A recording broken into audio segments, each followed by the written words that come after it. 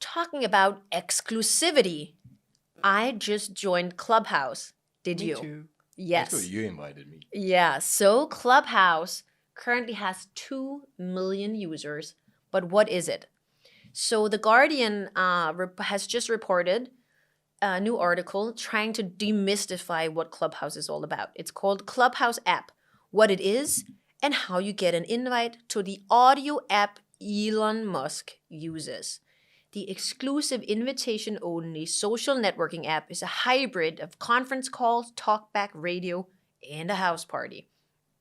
So I got an invite to join Clubhouse by our investor, Louise Happing.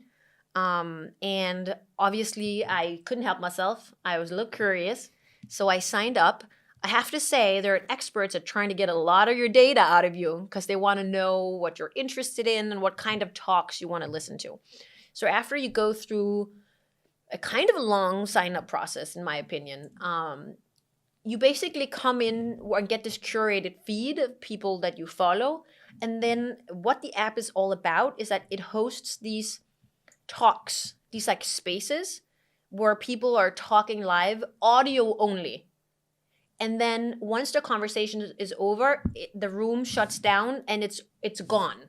Of course, we've seen people like hack it and record it, but it's gone and you can't find it again. So it's not like if people do a webinar, then it's like it's recorded and you can get in your email. It's gone. So it's all about being there, being a part of a conversation that's live, listening in or taking part of it in these small exclusive pockets. So the first thing I did when I signed up, I noticed there was a live talk like right at that moment with Deadmau5. I'm a huge fan. So I freaked out a little bit, turned it on and listened.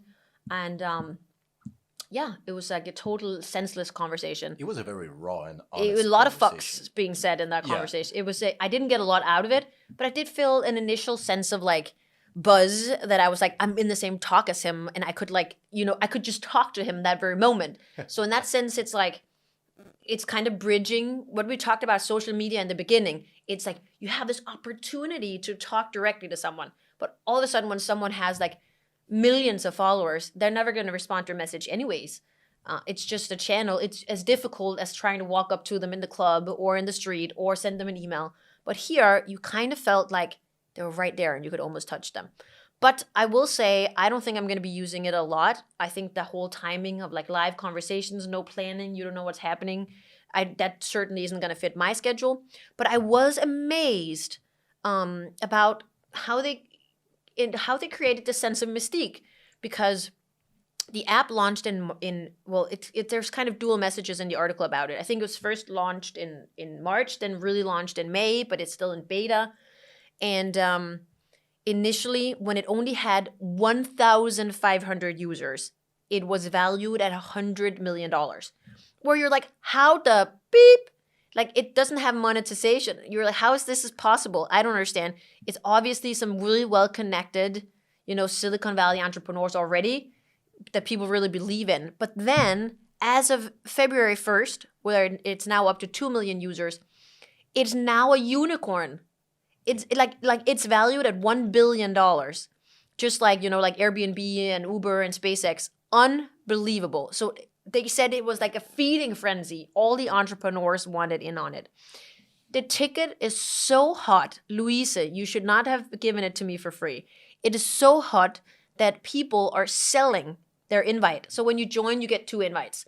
People are selling their invites on Reddit, eBay, and Craigslist. And in China, they're being sold on Alibaba's secondhand market called Idle Fish.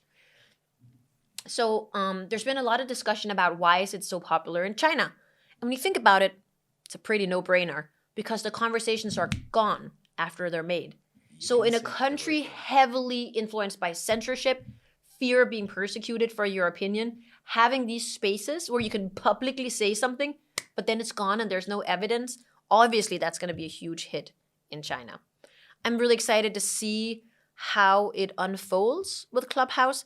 I think a lot of people have tried to release new kinds of social networks, and generally it's been very hard, and not a lot of people have been successful doing it. So let's see what happens.